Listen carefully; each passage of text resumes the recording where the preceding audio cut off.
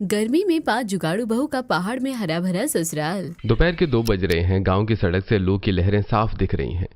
मनीषा और चंदा पसीने में तरबतर हाथ में थैला लिए सब्जी की दुकान पर खड़ी हैं। रामदीन सब्जी वाला एक फटे बनियान में बैठा पसीना पोंछ रहा है। अरे ओ रामदीन भाई, ये भिंडी का भाव क्या लगा रखा है? आज ऐसा लग रहा है जैसे इन्हें लकवा मार गया हो। अरे लकवा नहीं मारा है बहू जी, गर्मी की मार है। 80 रुपए किलो है भिंडी। 80 रुपए किलो? ये टिंडा है। इसे देख के तो ऐसा लग रहा है कि बेचारे को पोलियो मार गया। क्या रामदीन भाई, पानी वानी नहीं छिड़कती हो क्या सब्जियों पे? अरे ताजा सब्जी है, ज्यादा दबाव मत, छुओ मत सब्जियों को। अरे छुएंगे नहीं तो देख के कैसे लेंगे? बासी सब्जी बेच रहे हो और ऊपर से तेवर ऐसे जैसे अभी अभी खेत से तोड़ कर लाए हो। देखो मनीषा बहू, तुम दोनों का तो रोज का नाटक है। इतनी चिक चिक करती हो सब्जियां खरीदने में कि कान पक जाते हैं। अरे भाई, इतनी गर्मी पड़ रही है, पानी मिल नहीं रहा है, फसल जल रही है, महंगी तो होगी। हाँ, बहाने बनवा लो बस। दाम तो तुम आसमान के मांग रहे हो और माल ऐसा कि गाय भी ना खाए। देखो, अगर इतनी ताजी सब्जियों का खाने का शौक है तो 50-60 किलोमीटर ऊपर चढ़ जाओ, वहां मिलेंगी ठंडक और ताजी सब्जियां। आई बड़ी, ये लेनी है तो लो, वरना जाओ यहाँ से, दिमाग मत चाटो। देखो तो सही, इसकी जुबान कितनी चलने लगी है। अच्छा ठीक है, एक काम कर, ये 1 किलो लौकी दे दे। हाँ, तुम तो लौकी ही खाओगी। 30 रुपए किलो की है, जल्दी थैला आगे करो। रामदीन झटके से लौकी थैले में डालता है। मनीषा और चंदा बुदबुदाती हुई वहां से मुड़ती हैं। देख रही है चंदा, इस रामदीन की जुबान कैंची की तरह चलने लगी है। जाने कितने दिनों की बासी सब्जी बेच रहा है। ये नहीं तो 2 लोटा पानी ही मार दे सब्जियों पे। छोड़ो दीदी, घर चलो, प्यास के मारे गला सूख रहा है। मनीषा और चंदा बड़बड़ाती हुई गली में मुड़ती हैं। सामने पिंकी के घर के बाहर चबूतरे पर पिंकी, राधा और रोशनी बैठी हाथ के पंखों से हवा कर रही हैं। लो आ गई दोनों। पर ये क्या, मनीषा दीदी खाली झोला लेकर क्यों आई हैं? अरे बहन, सब्जी वाले के दाम देख रही हो कैसे आसमान छू रहे हैं। बस बासी और सड़ी हुई सब्जियां दे रहा है। क्या करे बहन, आजकल तो हर जगह यही हाल है। गर्मी ने इंसान का खून सुखा दिया है, तो सब्जियों का क्या? छोड़ो सब्जियों को, मेरा तो प्यास के मारे गला सूख रहा है। दीदी कुछ ठंडा है क्या? अरे हाँ, चलो मेरे घर के अंदर ही आ जाओ, यहीं बैठ के पानी पीते हैं। पाखी, जरा ठंडा पानी ले आओ सबके लिए। पांचों बहुएं पिंकी के छोटे और घुटन भरे घर के अंदर आती हैं। पाखी मटकती हुई एक जग और गिलास लेकर आती है। पाखी खुद भी पसीने में तर है और चिड़चिड़ी लग रही है।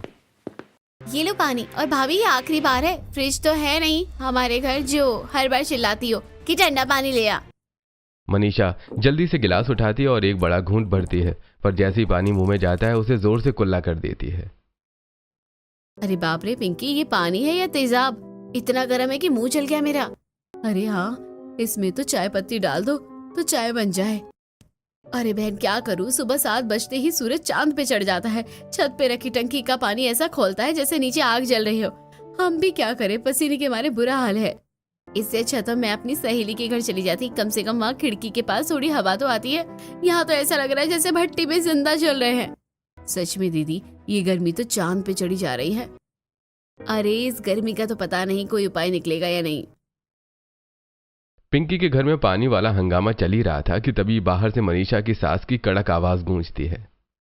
ओ मनीषा, अरे ओ रोशनी, तुम सबकी पंचायत ही खत्म हो गई हो तो चूल्हा चौका भी देख लो।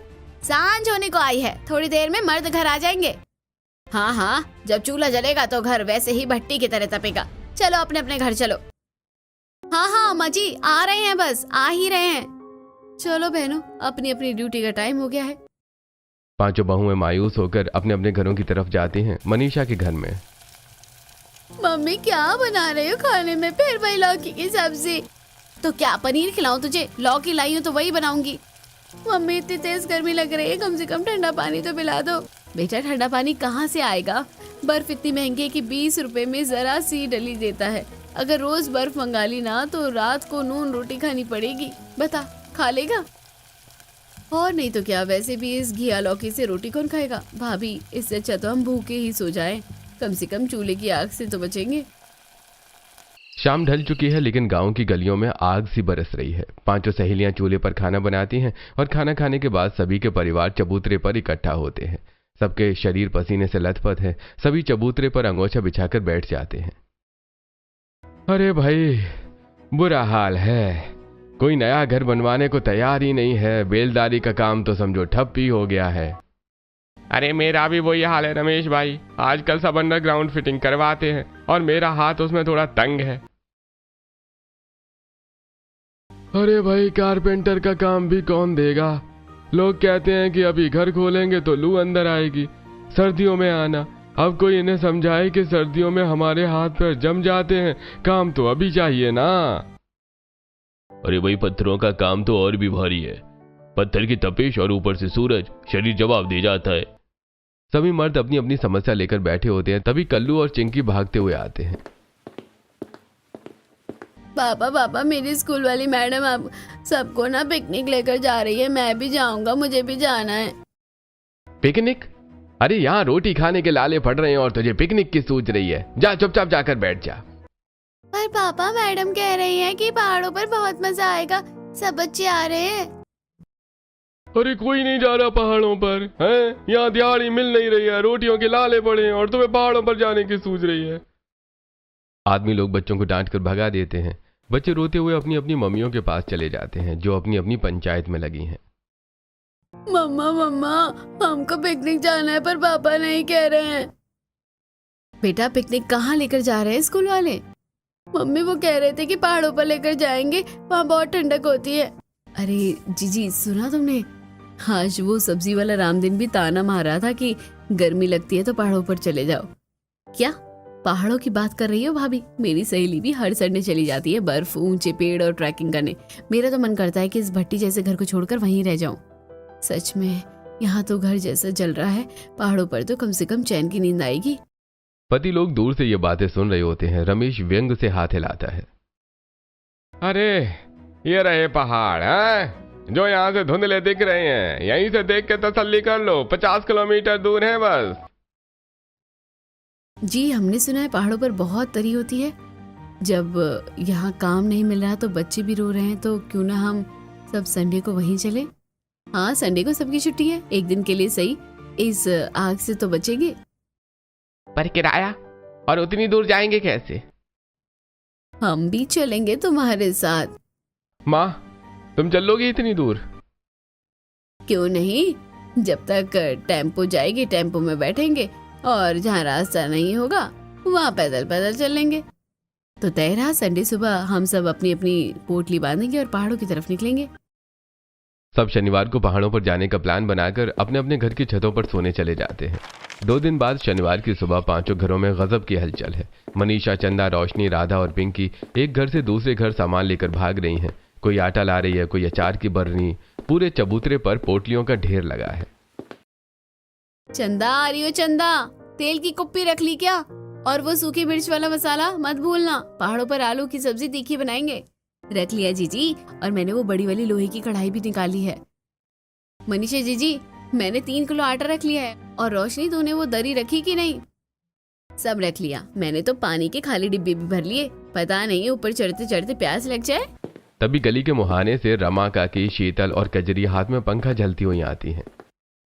अरे ये क्या हो रहा है? पूरा घर सिर पर उठा लिया है क्या? कोई देश छोड़ के भाग रहे हो या लड़ाई पर जा रहे हो? अरे नहीं काकी, हम सब मिलकर पहाड़ों पर जा रहे हैं पिकनिक मनाने। इतवार के दिन को वहीं गुजरेंगे। अरे मोरी मैया, पहाड़ों पर? ये देखो इन महारानियों को, गांव में काम धंधा मिल नहीं रहा, पति खाली हाथ घर लौट रहे हैं और इन्हें चढ़ी है पिकनिक। पैसा क्या पेड़ पर उग रहा है? और नहीं तो क्या कजरी, सुना है पहाड़ों पर शेर चीते घूमते हैं। ऊपर से ये गर्मी, पहाड़ों पर चलती चलती सांस फूलने लगती है। काकी, हमारी सांस फूले या हम? आपको क्या, यहाँ भट्टी में जलने से तो अच्छा है कि एक दिन ठंडी हवा खाई जाए। हाँ हाँ, देख लेंगे कल। हाँ, जब भूखे प्यासे और लू खाकर लौटोगी ना, तब पता चलेगा। चलो री कजरी, इनका दिमाग भी गर्मी में चढ़ गया है। पड़ोसनें बुदबुदाती हुई निकल जाती हैं। मनीषा और बाकी सहेलियां एक दूसरे को देखती हैं और फिर जोर से हंस पड़ती हैं। भाभी, रमेश भैया ने ऑटो वाले से बात कर ली है, कल सुबह 4 बजे गाड़ी दरवाजे पर खड़ी मिलेगी। बहुत अच्छे, कल सूरज निकलने से पहले हम इस आग वाले गांव से दूर पहाड़ों की तरी में होंगे। शनिवार की शाम गांव के बाहर 5 ऑटो खड़े हैं, जिनमें सामान और लोग ठसाठस भरे हैं। करीब 15-20 किलोमीटर चलने के बाद जहां से पहाड़ की खड़ी चढ़ाई शुरू होती है, ऑटो वाले ब्रेक मार देते हैं। अरे बस भैया, इससे आगे मेरी गाड़ी नहीं जाएगी, आगे रास्ता खराब है और चढ़ाई बहुत ज्यादा है, मेरा ऑटो खराब हो जाएगा। अरे भाई बात तो पूरी पहाड़ की चोटी तक की हुई थी, आधे रास्ते में छोड़कर कहाँ जाएंगे हम इतना सामान लेकर। अरे भाई साहब, जान है तो जहान है, इंजन ठप बैठ गया तो लेने के देने पड़ जाएंगे, उतारो सामान, इससे आगे हम नहीं जा रहे। अरे छोड़ो रमेश, झगड़ने से कोई फायदा नहीं। देखो यहाँ नीचे ही इतनी अच्छी ठंडक लग रही है तो ऊपर चोटी पर तो क्या ही नजारा होगा। सही कह रही है मनीषा, नीचे तो हमेशा ऐसा लग रहा था ऐसे तंदूर में बैठे हो, यहाँ तो कम से कम चैन की हवा तो आ रही है। अरे भाई चढ़ाई बहुत है, पैदल कैसे चलेंगे सब, बच्चे हैं बूढ़े हैं, इतना सामान है। अरे सब चलेंगे, बातें करते करते रास्ता कट जाएगा। और देखो हमारी सासू माँ तो हमसे भी ज्यादा जवान लग रही है, कैसे फुर्ती से उतर गई है।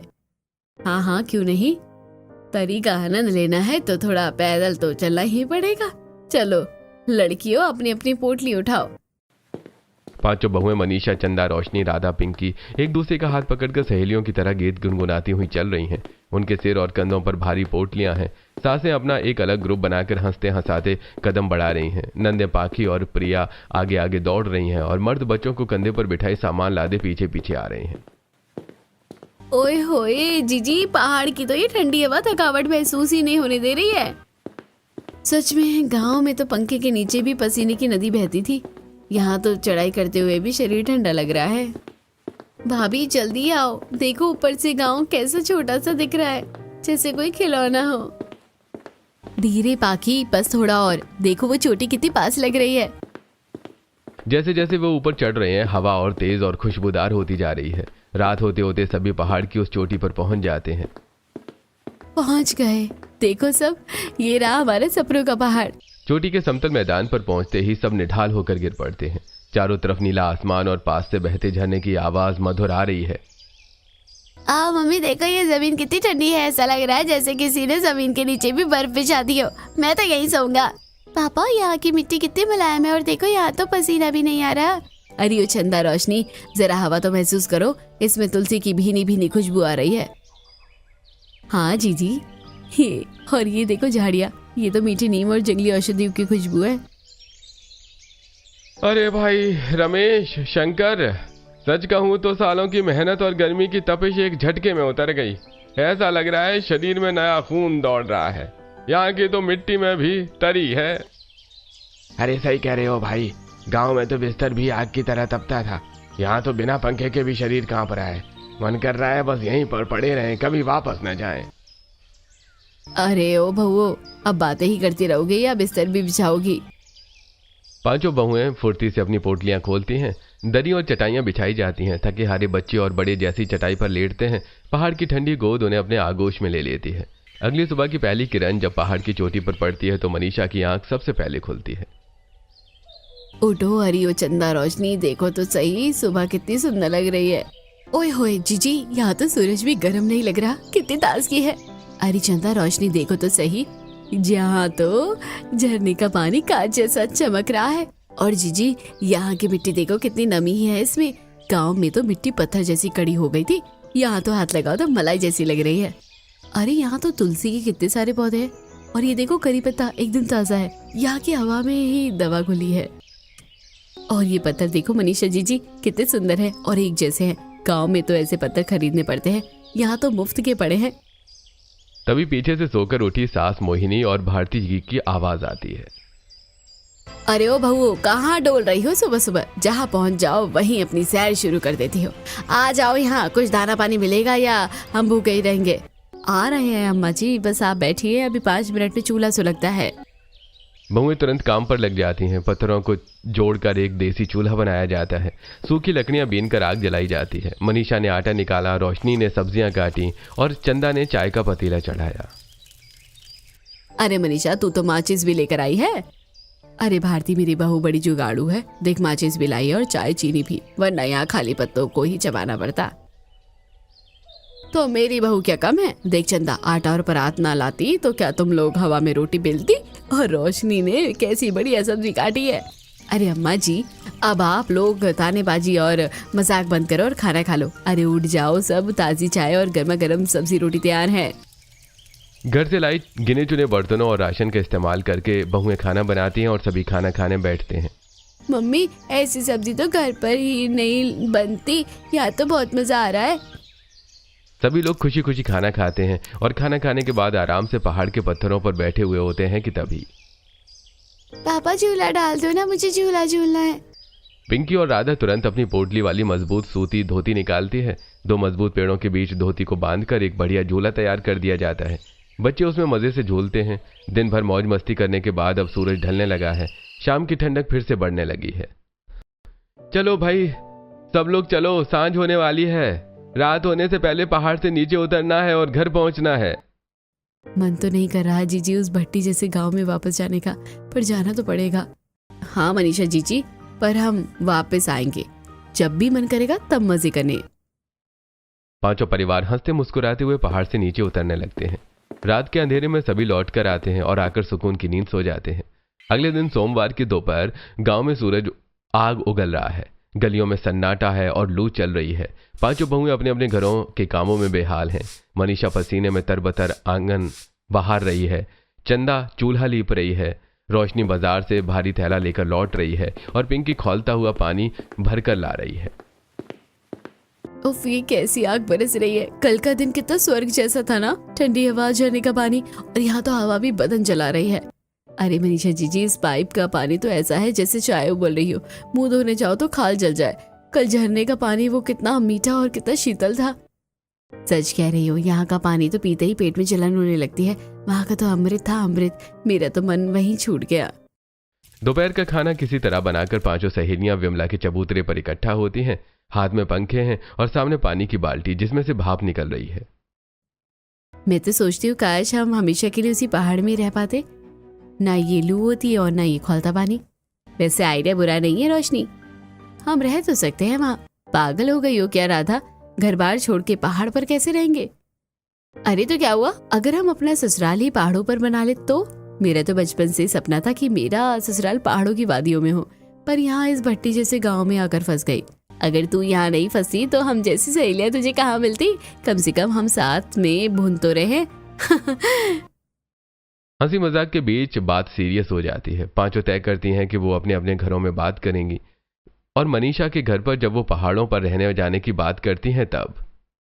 क्या पहाड़ पर घर? मती मारी गई है क्या तेरी? वहाँ क्या घास खाएगी? अम्मा जी, वहाँ वैसे भी रमेश जी को काम नहीं मिल रहा, वहाँ ताजी सब्जियां होंगी, अपनी जगह होगी। कल आपने खुद कहा था कि तरी में कितना आनंद आया। ऐसे ही चंदा के घर में जब चंदा पहाड़ों पर जाने की बात करती है तब।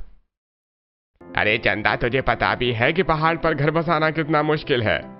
भैया मुश्किल क्या है, आप मिस्त्री हो, मोहन भैया बिजली वाले हैं, अर्जुन भैया कारपेंटर, पांचों मिल जाओगे तो पहाड़ पर महल खड़ा कर दोगे। मैं तो कहती हूँ चलो। इसी तरह सभी बहुएं अपने अपने घरों में पहाड़ों पर रहने जाने की बात करती हैं और शाम को फिर सब चबूतरे पर मिलते हैं। 2-3 परिवार मान गए हैं, बाकी हिचकिचा रहे हैं।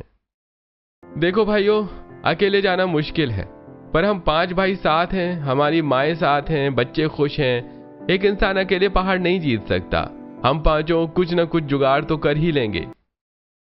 बात तो सही है रमेश भाई, यहाँ तो घुट घुट कर मरना ही है, वहाँ मेहनत करके अपनी जन्नत बनाएंगे। तो देर किस बात की, सांझ का समय हो गया है, सूरज ढलते ही चढ़ाई आसान होगी। अपनी अपनी पोटलियां उठाओ, आज हम पिकनिक के लिए नहीं अपनी नई दुनिया बसाने जा रहे हैं। पांचों परिवार अपना जरूरी सामान, औजार, छेनी, हथौड़ा, आरी और राशन लेकर फिर से उसी पहाड़ की ओर निकल पड़ते हैं। रमेश, शंकर, मोहन, अर्जुन और श्याम एक बड़ी लोहे की ठेल को धक्का दे रहे हैं। ठेल पर लंबी लंबी बांस की बल्लियां बंधी हैं, बड़ा सा तिरपाल रखा है, रस्सियों के बंडल हैं और कुछ जरूरी औजार हैं। अरे भैया जरा धक्का और लगाओ, भैया धंस गया है। बस ये बल्लियां ऊपर पहुंच जाएं, फिर रहने का ठिकाना बन जाएगा। अरे हैशा, जोर लगा के हैशा। अरे भैया बोलो, बल्लियां ये भारी तो बहुत हैं, पर तंबू तानने के लिए यही सहारा है। पीछे पीछे बहुएं और सासें अपने सिर पर पोटलियां और हाथों में जरूरी सामान लेकर चल रही हैं। बच्चे भी छोटे छोटे डिब्बे पकड़े हुए हैं। रात का समय, सभी चोटी पर पहुंच जाते हैं। सबसे पहले तंबू गाड़ने का काम शुरू होता है। बल्लियों को जमीन में गाड़ा जाता है और उनके ऊपर बड़ा सा नीला तिरपाल फैलाकर रस्सियों से कस दिया जाता है। एक बड़ा सा तंबू तैयार होता है जिसमें पांचों परिवार एक साथ रह सकें। चलो, सिर छुपाने की जगह तो हो गई। आज रात इसी तंबू में कट जाएगी। बहुओं, बाहर चूल्हा सुलगाओ, क्योंकि भूखे पेट तो भजन नहीं होगा। तंबू के ठीक बाहर पत्थरों को जोड़कर चूल्हा बनाया जाता है। मनीषा और चंदा रोटियां बेल रही हैं जबकि रोशनी सब्जी चला रही है। चांदनी की रोशनी में पूरा परिवार तंबू के इर्द गिर्द बैठा है। अम्मा जी ये लीजिए गर्मा गर्म रोटी। यहाँ की हवा में तो ऐसी भूख लग रही है कि रूखी रोटी भी छप्पन भोग लग रही है। सच कह रही है बहू, नीचे गांव की उस गर्मी में तो निवाला गले से नीचे नहीं उतरता था। यहाँ तो चैन की 2 रोटी नसीब हो रही है। रात कट जाती है, अगले दिन की सुबह होती है। 1-2 दिन बीत जाते हैं, सब तंबू के अंदर ही सोते हैं और बाहर खाना बनाते हैं। पर धीरे धीरे बहुओं को समझ आने लगता है कि तिरपाल की ये छत ज्यादा दिन नहीं चलेगी। चंदा रोशनी देखो, ये तंबू 2-4 दिन का सहारा है। कल को बारिश आ गई या तेज हवा चली तो ये तिरपाल उड़ जाएगा। हमें यहाँ परमानेंट जुगाड़ करना ही पड़ेगा। सही कह रही हो जीजी, मिट्टी उपजाऊ है, पत्थर यहाँ मुफ्त के पड़े हैं और हमारे आदमियों के हाथ में हुनर है। क्यों ना हम अपनी झोपड़ियाँ खड़ी करना शुरू करें। हाँ, और इस खाली जमीन पर हम अपनी सब्जियां उगाएंगे। तंबू में मेहमान की तरह कब तक रहेंगे। अब इस पहाड़ को अपना असली घर भी बनाना होगा। ठीक है, हमें अपने अपने पतियों से बात करनी होगी। शाम का समय है। 5 भाई नीचे से मजदूरी करके थके हारे तंबू में लौटे हैं। सुनी जी, आप लोग रोज नीचे मजदूरी करने जाते हो। आधा दम तो चढ़ाई उतरने चढ़ने में निकल ही जाता होगा। हमने फैसला किया है कि हम यहीं अपनी पक्की गृहस्थी बनाएंगे। पर भाग्यवान, यहाँ घर बनाने में बहुत पैसा लगेगा और ऊपर से यहाँ खाएंगे क्या। आप बस कल आते समय खरबूजे, तरबूज, लौकी और तुरई के थोड़े बीज ले आना। बाकी सब हम बहुएं संभाल लेगी। यहाँ की मिट्टी सोना है, बस इसे निखारने की देर है। अगली शाम को सभी पति बेलदारी से आते समय उनके बताए हुए बीज लेकर आते हैं। अगले दिन दोपहर का समय है। बहुएं बीजों की रोपाई कर रही हैं कि तभी रोशनी की नजर पहाड़ के एक कोने वाले घने हिस्से पर पड़ती है। अरे मनीषा जीजी, इधर देखो, चंदा जल्दी आओ। सब भागकर वहां पहुंचती हैं। वहां जंगली झाड़ियों के बीच सेब, संतरे, आड़ू और आलू बुखारे के छोटे छोटे पेड़ लदे खड़े हैं। अरे ये सब तो सेब है और वो देखो आलू बुखारा। यहाँ तो प्रीमियम फल पहले से ही उग रहे हैं। हमें कहीं और जाने की जरूरत ही नहीं है। जीजी ये देखो, फालसे की झाल और जामुन के पेड़। क्यों ना हम अपना पक्का घर इसी जंगल के पास वाली ग्लोई में बनाए। यहाँ फल भी गिरेंगे और छाया भी, और तो और झरने का पानी भी है। 5 बहुएं उस गोलाई वाले मैदान के बीच खड़ी हैं जहां मखमली घास उगी है। वो अपने हाथों से हवा में नक्शा बना रही हैं। सुनो तो, ये बीच की गोल घास वाली जगह है, इसे हम छुएंगे भी नहीं। ये हमारा कॉमन गार्डन बनेगा और इस गार्डन के चारों तरफ इन पेड़ों के साए में हम अपने 5 घर बनाएंगे। पर जीजी घर बनाएंगे कैसे? ना ईंट न सीमेंट के पैसे। अरे पगली, यहाँ पत्थरों की कमी है क्या? रमेश जी बेलदार है, वो पत्थरों को एक दूसरे पर टिकाकर मजबूत दीवारें खड़ी करेंगे। हम पत्थरों का घर बनाएंगे। और छत के लिए हम मजबूत लकड़ियों का ढांचा बनाएंगे और ऊपर से घास फूस या पत्थर की स्लैब डाल देंगे। नीचे से लौकी, तोरई और घिया की बेलें चढ़ाएंगे और ऊपर से मधुमालती और बोगनवेलिया। हमारी छत पत्थरों की नहीं, हरियाली की होगी। और लिपाई का क्या, पत्थर तो चुभेंगे। मेरी गाय है ना, हम गाय के गोबर में पहाड़ी मिट्टी मिलाएंगे और 5 घरों को अंदर से ऐसी चिकनी लिपाई करेंगे कि दीवारें मखमल जैसी लगेंगी। अंदर से हम बोरियां टांग देंगे ताकि बाहर की गर्मी अंदर कदम न रख पाए। बिल्कुल। और देखो, झरने के पास हम खरबूजे और तरबूज बोएंगे क्योंकि उन्हें ज्यादा पानी चाहिए। और हमारे घरों की दीवारों के पास तो घिया, तोरई और कद्दू की बेलें होंगी। फल भी मिलेंगे, सब्जी भी मिलेगी और रहने को ठंडा हरा भरा ससुराल भी। ठीक है, तो हम अपने अपने पतियों को यहाँ लेकर आएंगे और ये सब दिखाएंगे। शाम के समय खाना पीना बनाने और खाने के बाद 5 औरतें अपने पतियों को लेकर उसी जगह पर वापस आती हैं। देखो जी, ये जो बीच की घास है ना, यहाँ बनेगा हमारा सांझा आंगन और इस गोलाई की चारों तरफ इस पेड़ों की छाव में बनेंगे हम 5 के 5 घर। ठीक है मनीषा, यहाँ पत्थरों की कोई कमी नहीं है। मैं इन पत्थरों को तराश कर और एक के ऊपर एक बिछाकर मजबूत दीवारें खड़ी कर देंगे। बिना ईंट और सीमेंट के भी ये घर सदियों तक नहीं हिलेंगे। काम शुरू होता है। मर्द भारी पत्थर उठाकर दीवारों का ढांचा तैयार करते हैं। रमेश मिट्टी और छोटे पत्थरों की लिपापोती करके दीवारों को मजबूती देता है। अरे रमेश भाई, छत के लिए मैं पहाड़ी लकड़ियां का ढांचा बना देता हूँ। इसके ऊपर हम या तो पत्थर की स्लैब डालेंगे या फिर मजबूत सूखी घास। सभी काम पर लग जाते हैं। चंदा और रोशनी गांव से अपनी एक पुरानी गाय और 2 बकरियां लेकर ऊपर पहुंचती हैं। लो जी, हमारी गौरी भी आ गई। अब दूध की फिक्र भी नहीं और घर की लिपाई का सामान भी तैयार है। चलो सहेलियों, लग जाओ काम पर। गाय के ताजा गोबर में पहाड़ी मिट्टी मिलाओ। 5 बहुएं कमर कसकर लिपाई शुरू करती हैं। वो बड़ी कलाकारी से पत्थर की खुरदरी दीवारों को गोबर और मिट्टी के मिश्रण से चिकना बना देती हैं। वाह बहू, तुम लोगों ने तो पत्थरों को भी मखमल बना दिया। अम्मा जी, ये तो बस शुरुआत है। अभी तो जब हमारा गार्डन खिलेगा और बेलों पर फल लटकेंगे तब देखना कि ये जुगाड़ू ससुराल शहर की कोठियों को भी पीछे छोड़ देगा। सभी मिलकर काम करते रहते हैं और कुछ हफ्तों बाद पहाड़ की उस चोटी पर अब 5 सुंदर पत्थरों के घर एक घेरे में खड़े हैं। घरों की बनावट ऐसी है कि वो पेड़ों की छांव में छिपे हुए लगते हैं। बीच का घास वाला हिस्सा अब एक मखमली गार्डन का रूप ले चुका है। अरे ओ चंदा, देख, मेरी लगाई मधुमालती की बेल तो छत तक पहुंच गई। रात को इसकी खुशबू से पूरा पहाड़ महक उठता है। और जीजी, मैंने दरवाजे के दोनों तरफ बोगनवेलिया लगा दिया था। जब इसमें गुलाबी फूल खिलेंगे तो हमारा घर किसी दुल्हन जैसा लगेगा। मैंने भी चारों तरफ सदाबहार की क्यारें लगा दी। कोई भी मौसम हो, हमारे घर के बाहर फूल कभी कम नहीं होंगे। देखो सहेलियों, कुदरत ने हमें सिर्फ जमीन ही दी थी, पर हमारे पतियों के हुनर और हमारी मेहनत ने इसे एक ठंडा हरा भरा स्वर्ग बना दिया। अब इस गार्डन में बैठकर जब हम साजा की चाय पियेंगे तो दुनिया की सारी गर्मी भूल जाएंगे। अरे यहाँ तो हवा भी पेड़ और फूलों से छनकर आ रही है। गांव में तो लू लगती थी, पर यहाँ तो खुशबू आ रही है। बस पानी की कमी है। अरे उसका इंतजाम भी हो जाएगा। अगले दिन अर्जुन नीचे गांव की साइड से पुराने फेंके हुए पीवीसी और लोहे के पाइपों का ढेर ठेले पर लेकर ऊपर आता है। वो झरने के ऊपरी मुहाने से उन पाइपों को बड़े सलीके से जोड़ना शुरू करता है। अरे देखते जाओ भाइयों, अब झरने का पानी बहकर बर्बाद नहीं होगा, सीधा हमारे घर के आंगन में उतरेगा।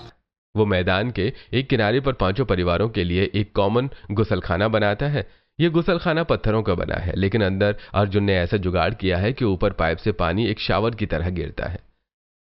अरे वाह, ये तो बिल्कुल शहर के होटलों जैसा शावर लग रहा है। और पानी भी सीधा झरने से आ रहा है, एकदम ठंडा और शुद्ध। दूसरी तरफ रमेश अपनी साइड से बची हुई 1-2 सीमेंट की बोरी जुगाड़ करके लाया है। वो बड़े बड़े चौरस पत्थरों को सीमेंट से जोड़कर एक विशाल पानी की टंकी खड़ी कर रहा है। पत्थर की टंकी में पानी कभी गर्म नहीं होता, और ऊपर से मैंने इसका ढक्कन भी भारी पत्थर का ही बनाया है ताकि बाहरी गर्मी अंदर न जा सके। टंकी तैयार होने के बाद बहुएं अपना जादू दिखाती हैं। वो टंकी के चारों तरफ और ऊपर छोटे छोटे मिट्टी के बर्तन रख देती हैं और उनमें सदाबहार और मनी प्लांट के पौधे लगा देती हैं। देखो जीजी, टंकी से जो पानी हल्का रिसता है उससे ये पौधे हमेशा हरे भरे रहेंगे, और इन पौधों की वजह से टंकी की दीवारें हमेशा ठंडी रहेगी, जिससे अंदर का पानी बर्फ जैसा शीतल बनेगा। गाँव में तो टंकी का पानी खौलता था, यहाँ तो टंकी को हाथ लगाओ तो ऐसा लगता है जैसे घड़े को हाथ लगा लिया हो। बड़ा सा गुसलखाना अब तैयार है। मम्मी, हमें भी नहाना है झरने वाले शावर से। चलो चलो, सब बारी बारी से आओ। ये है हमारे ठंडे ससुराल का अपना वाटर पार्क। हर घर में अब अपनी अलग अलग रसोई सज गई है। शंकर, जिसे मिट्टी के काम का हुनर है, अपना चाक लेकर आता है और ताज़ा मिट्टी से सुंदर मटके और बर्तन करने लगता है। लो, सभी के लिए ताजे मटके तैयार हैं। अब पानी भी ठंडा रहेगा और खाना भी मिट्टी की खुशबू वाला बनेगा। शंकर भैया, इन मटकों में हम सिर्फ पानी नहीं भरेंगे। मैंने एक वीडियो देखा था जिसमें मटके के अंदर ही पौधे उगाए जाते हैं। सब बहुएं मिलकर मटकों में छोटे छोटे छेद करती हैं और उनमें धनिया, पुदीना और सजावटी फूल लगाती हैं और अपने पत्थरों के घरों की खिड़कियों और दरवाजों पर लटका देती हैं। वहीं रमेश ने गार्डन के बीचों बीच मजबूत पेड़ों की टहनियों पर मोटी रस्सियां बांधकर सुंदर झूले बनाए गए हैं। बच्चे उन पर झूल रहे हैं और पूरा परिवार चबूतरे पर बैठा है। तभी मनीषा, इस चढ़ाई ने हिम्मत तोड़ दी है। नीचे जाकर मजदूरी करने की ताकत नहीं बचती और काम भी मंदा है। अगर पैसा नहीं आया तो इतना सुंदर घर होने के बाद भी हम भूखे मर जाएंगे। परेशान मत होइए, हमने ये सिर्फ घर रहने के लिए नहीं बनाया था। अब हमारा ससुराल ही हमें खिलाएगा। वो कैसे जीजी? देखो, हमारी छत पर कद्दू, लौकी और तोरई की बेलें फल से लद गई है, और जंगल के वो ताजा सेब और संतरे। हम अपनी मेहनत को बाजार ले जाएंगे। हम अपनी खेती से पैसे कमाएंगे। अगले दिन 5 बहुएं और 5 के पति अपने हाथों से बुनी टोकरियां भरते हैं। टोकरियों में सेब, संतरा और ताजी हरी सब्जियां हैं। वो उन्हें ठेल पर रखकर नीचे बाजार पहुंचते हैं और बेचना शुरू करते हैं। अरे भैया, ये लौकी और सेब इतने ताजे और ठंडे कैसे हैं? भैया, ये सीधे पहाड़ के झरने के पानी से सींचे हुए फल है, एकदम शुद्ध। देखते ही देखते लोग टूट पड़ते हैं। तभी वहां 2-3 बड़े किसान और व्यापारी अपनी गाड़ी लेकर रुकते हैं। अरे भैया, ऐसी शानदार क्वालिटी की सब्जी तो हमें शहरों की बड़ी मंडियों के लिए चाहिए। क्या तुम हमें हर हफ्ते इतना ताजा माल दे सकते हो? हम खुद अपनी गाड़ी लेकर तुम्हारे पहाड़ के नीचे आ जाएंगे। तुम्हें बाजार आने की जरूरत नहीं है। हम सीधा तुमसे खरीदेंगे और अच्छे दाम देंगे। क्यों नहीं साहब, आप अगले हफ्ते आइए। हम आपको ताज़ा पहाड़ी माल तैयार करके देंगे। इसी तरह कुछ दिन और गुजरते हैं। सभी का काम धंधा अच्छे से चलने लगता है और पैसे भी अच्छे आते हैं। एक शाम के समय गार्डन में सब साथ बैठकर ताज़ा खाना खा रहे हैं।